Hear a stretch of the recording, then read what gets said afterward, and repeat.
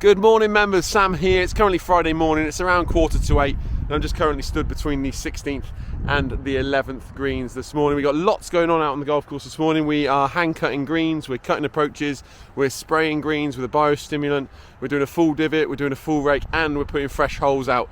The holes, I've got Andy on the hole, he's putting all the pins into high positions because I'm sure you've seen, if you're playing tomorrow, I think bring a coat because the weather tomorrow doesn't look great, so we're trying to put all the pins into high spots to make sure the course can remain playable for as long as possible.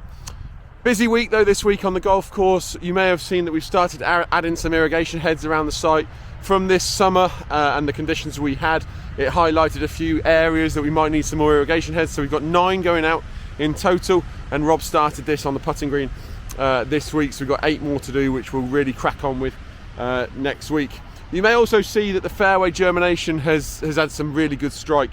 We overseeded the fairways towards the end of October, and obviously with conditions being wet and warm, it's been great for growing and germinating that seed. So yesterday Tom was out spraying the fairways with a product that's just going to G it on, just going to help boost up that new seed so that it thickens up into the spring next year. So we've got, I think, one more application of that to do over the next 3 to 4 weeks. You may have heard me say that we're spraying greens this morning with a biostimulant.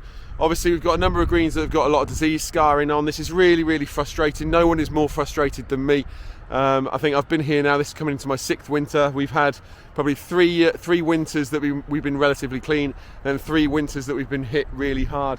And like I say, I'm stood between the 11th and 16th green now, and 11th green got disease scarring on, 16 got nothing, and these greens are 20 metres apart, so it's so frustrating that it's so localised on certain playing surfaces. And I think in particular the 5th, the 12th and the 17th are probably the worst for scarring. So we are throwing everything at the greens now to try and encourage recovery on those scars, and obviously trying to prevent any more disease. The frosts will do that. The frosts come in and obviously they knock all the pathogen on the head, so it will stop the spread of disease. But when you then got frost, you're struggling to get any growth, so it's a bit of a catch-22.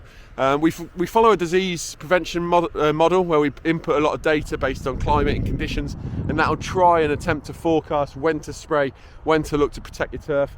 And like I say, this has worked for us in the past, but this year it looks like the period sort of 13th, 14th, 15th, 16th of this month, disease pressure really spiked. We sprayed a fungicide 6 days beforehand, so you'd like to think we were covered, but sometimes Mother Nature will just win. You may remember that I've said in the past that 20 years ago we had products that we could put out at 20 litres a hectare, and now we're putting products out at 1 litre a hectare. So the volumes of the active ingredients have dramatically reduced, and yeah, we're going to do everything we can to make sure these scars recover as quickly as possible. Just please bear with us on that. And like I say, from a turf manager's point of view, it's probably one of the worst things that you can see when you come in. So not ideal, but please, like I say, bear with us on that, and we will get that all recovered. But I hope everyone's well, hope everyone enjoys their golf. Like I say, if you're playing this weekend, look at the forecast, please bring a coat. Could be a wet one throughout Saturday. Yeah, enjoy your golf, and we shall see you on the golf course.